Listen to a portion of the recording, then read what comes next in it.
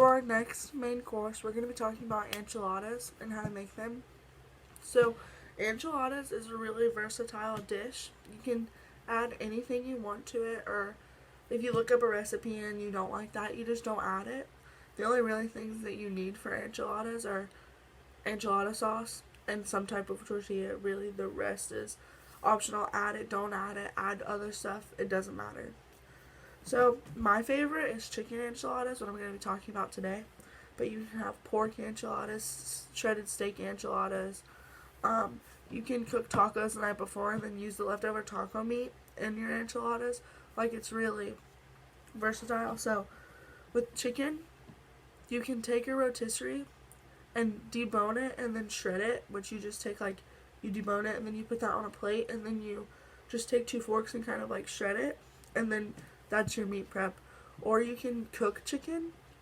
The only problem with that is it's more time consuming, and then you just have to make sure the internal temperature is 165 and then you're good to go. You just take it off the burner or take it out of the oven and shred it. But my favorite way of doing it is you just take a rotisserie and debone it and shred it, just because it's easier. And enchiladas already takes kind of a long time when you're first making them because of the prepping and the rolling of the enchiladas. So what you're going to need for this is, for the one that I'm going to be talking about, is you're going to need red enchilada sauce, flour tortillas, a rotisserie chicken shredded, onions, green chilies, black beans, and then whatever toppings you want, like sour cream, avocado, or guacamole, or like whole chunks of avocado, olives, green onions. It's like the list goes on. Basically, whatever you can put on a taco, you can put on top of an enchilada dish, like cilantro and lime, tomatoes. Like, it's really whatever you prefer. So you have your shredded chicken, and then you take your red enchilada sauce. It comes in a can. You can get a small one or a big one, but when I've always made it, I've always gotten a bigger one because it's so much. Like, you need it to inside the enchiladas, and then you need to pour it on top. So it really depends on how many people you're feeding. So you take your big enchilada can and you open it, and then you pour it into a pot, and you put it on medium heat, and you just stir it. You don't have to continuously stir it. You just need to stir it a couple times throughout it heating up so it doesn't get stuck. So while that's heating up, because essentially you're not cooking it, you're just warming it, you need to saute some onions in butter or whatever else you want to saute it in. And then once those onions are sauteed, you need to add green chilies, your black beans, and then your chicken, and you just warm it up after the onions are sauteed. So that's your filling, what was in the skillet or pan, and then what was in the pot, the enchilada sauce, is your sauce. So, and then you need a casserole dish for the actual enchilada dish. And it doesn't have to be big or anything. You just need to portion out how many people you're feeding, and then decide what kind of size dish you need. So for a family, like a 9x9 is perfect, or a 9x13 depending on how big your family is.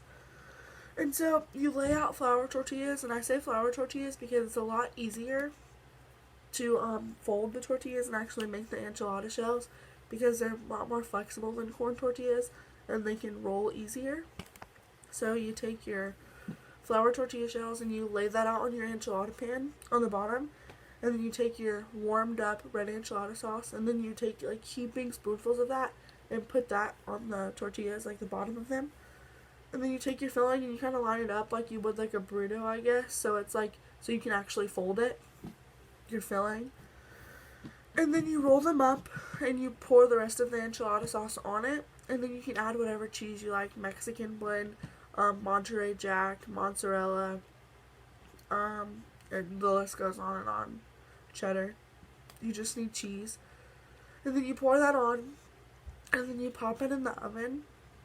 And you just need the cheese to melt and the edges to get crispy and it to look all delicious and done and stuff. And then you take it out, and then you need to add on your toppings. So there's any toppings you can basically put on a taco, like I said earlier. Cilantro and lime, salsa even, anything. And then you can put it on the whole dish, or you can put it on separately, when you have it on your plate. And you just like with sour cream and salsa and stuff, you should take your enchilada, like cut the enchilada out and take it on a plate and then put it on there. So when you're heating it up, it doesn't get all like nasty because warm sour cream is just not the best. But so that's basically all you need for chicken enchiladas, and then you're done and ready to enjoy. That was a picture of roughly what your finished product of your chicken enchiladas look like. Now to tie everything in together, we're going to be talking about a Mexican cake dish.